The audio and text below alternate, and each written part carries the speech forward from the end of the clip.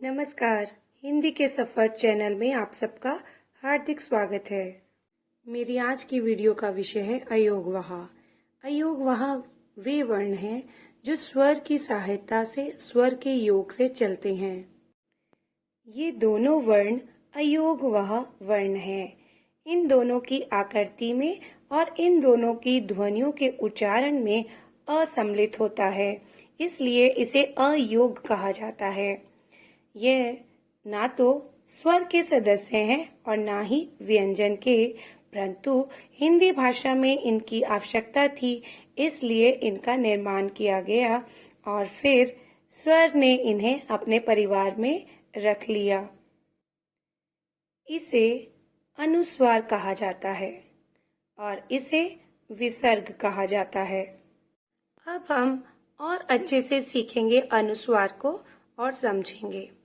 अनुस्वार, जिसे स्वर में इस वर्ण के रूप में लिखा जाता है, इसे शिरोरेखा के ऊपर इस चिन्ह के रूप में बिंदी कहा जाता है।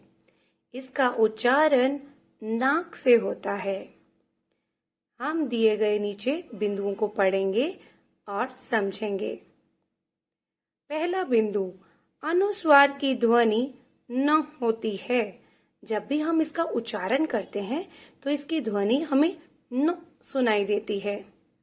दूसरा बिंदु, इस ध्वनि का उच्चारण केवल नासिका नाक से होता है। इसका उच्चारण केवल नासिका यानी कि नाक से होता है। तीसरा, अनुस्वार की ध्वनि वर्ण के पश्चात आती है। इसका उच्चारण उस वर्ण के पश्चात होता है जिस वर्ण पर इसे अंकित किया गया है, लगाया गया है। जैसे उदाहरण के लिए आप देख सकते हैं, यहाँ लिखा है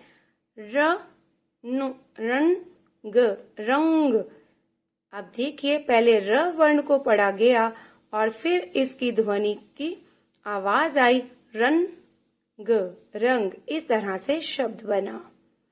चौथा बिंदु, इसे वर्ण के ऊपर लगाया जाता है। पांचवा, स्वर में आए अन अयोगवाह का रूप है, जैसे कि मैंने आपको यहाँ पर परिचित करा दिया है। छठवां बिंदु, इसका प्रयोग अंतस्थ तथा ऊष्म वर्गों के पहले वाले वर्ण के साथ होता है।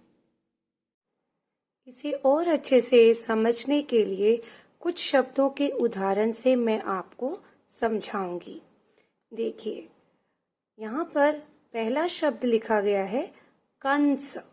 स वर्ण ऊष्म का वर्ण है।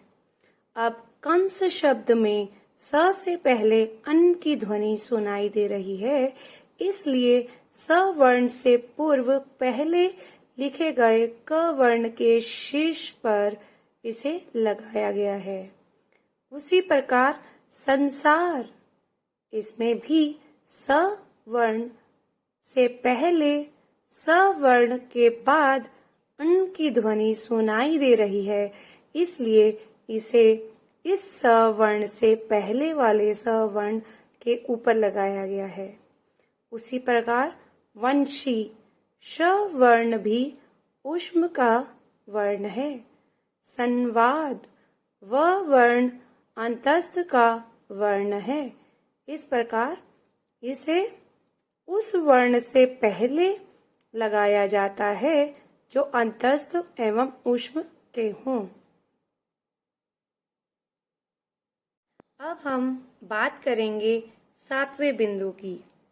पहले 5 वर्गों के वर्णों से पूर्व उस वर्ग के अंतिम वर्ण का प्रयोग किया जाता है, जिसका रूप अनुस्वार होता है। पहले 5 वर्ग ये हैं: क वर्ग, च वर्ग, ट वर्ग, त वर्ग और प वर्ग, जिनका नाम इनके पहले वर्ण से लिखा जाता है।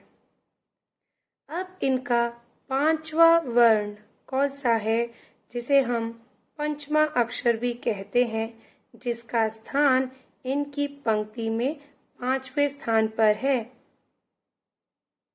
इन पांचों वर्णों को पंचमा अक्षर कहते हैं और इनका उपयोग भी अनुस्वार के रूप में शब्दों में किया जाता है।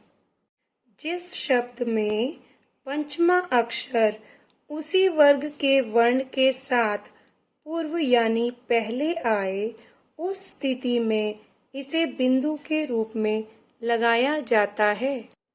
जैसे चंपक, म पंचमा अक्षर है और प इसी वर्ग का पहला वर्ण है।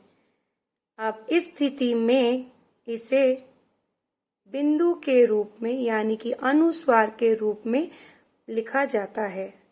उसी प्रकार संतान, न पंचमा अक्षर है और त इसी वर्ग का वर्ण है।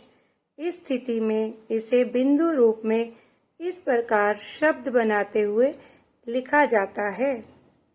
इसी प्रकार कंगन, कंगन शब्द में अंग पंचमा अक्षर है और ग इसी वर्ग का सदस्य है। इस स्थिति में इसे क के ऊपर अन की बिंदु के रूप में लगाया जाएगा और इसका उच्चारण कंगन होगा। अब हम बात करेंगे अह यानी कि विसर्ग की, जिसका चिन्ह इस प्रकार से है और स्वर में वह इस रूप से सम्मिलित है। विसर्ग की ध्वनि होती है। संस्कृत में इसे अह के रूप में बोला जाता है। जैसे अतः, प्रातः, नमः। आपने अब इन शब्दों के उच्चारण में अंत में ह की ध्वनि सुनी। इस प्रकार विसर्ग का प्रयोग ह की ध्वनि के रूप में किया जाता है। और जैसे आप छ भी तो लिखते हैं छे के लिए। आशा करती हूँ कि आपको वीडियो अच्छी लगी होगी। अगर अच्छी लगी सब्सक्राइब जरूर करें, लाइक करें, कमेंट कीजिए, शेयर कीजिए। धन्यवाद।